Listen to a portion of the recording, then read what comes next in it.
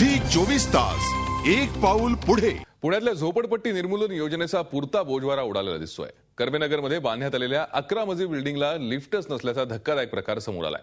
त्यामुळे या असल्या पुनर्वसनापेक्षा आमचं झोपडच बरं असे इथले रहिवासी म्हणतायत। घरी पोहोचण्यासाठी चढाव्या लागतायत दरवेळी 200 पायऱ्या। 11 मजली बिल्डिंग, लिफ्ट आहे पण उपयोगच नाही। पायऱ्यांना वैतागून 15-15 दिवस घरातच मुक्काम।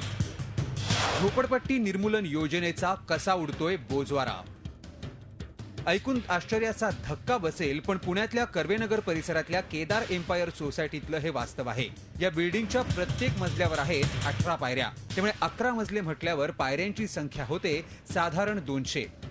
वृद्ध, आजारी किंवा लहान मुलं आणि स्त्रिया यांच्यासाठी रोज साधारण 100 ते 150 पायऱ्या चढणं हे काय दिव्य असू शकेल याचा तुम्ही साधारण विचार करू शकता। रोज या दिव्यातून जाणाऱ्या रहिवाशांना आमचं झोपडच बरं असं वाटतंय। त्यामुळे या महत्वाकांक्षी योजनेच्या नियोजनावर आणि हेतूवरच प्रश्नचिन्ह निर्माण झालंय। चढत चढत एक जिना चढायचं, उतरायचं, असं जायचं। काय करणार, त्याला इलाज नाही।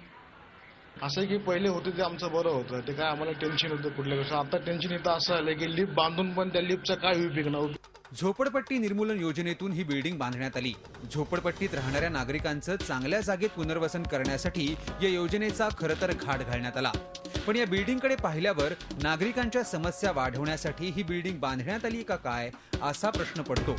याबाबत आम्ही या सोसायटीच्या विकासकांशीही चर्चा केली, मात्र 5 वर्षांपूर्वीच प्रकल्प पूर्ण केल्याचं सांगत त्यांनीही हात झटकले।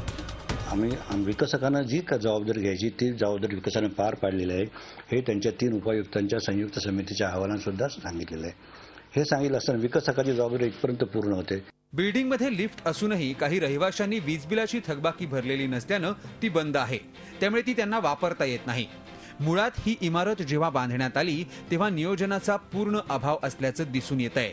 या इमारतीकडे जाणारे रस्तेही अरुंद आहेत, त्यामुळे समस्यांसाठी रहिवाशी किंवा विकासकांना धारेवर धरणं चुकीचं आहे। त्याऐवजी नियोजनकर्त्यांनी जर माफक दूरदृष्टी दाखवली असती तर इतक्या समस्या उद्भवल्याच नसत्या। त्यामुळे उशिरा का होईना नियोजनकर्त्यांना जर शहाणपण आलं तर भविष्यासाठी तरी ते उपयोगी पडेल असंच म्हणावं लागेल। झी 24 ताससाठी अरुण म्हेत्रे, पुणे। झी 24 तास एक पाऊल पुढे।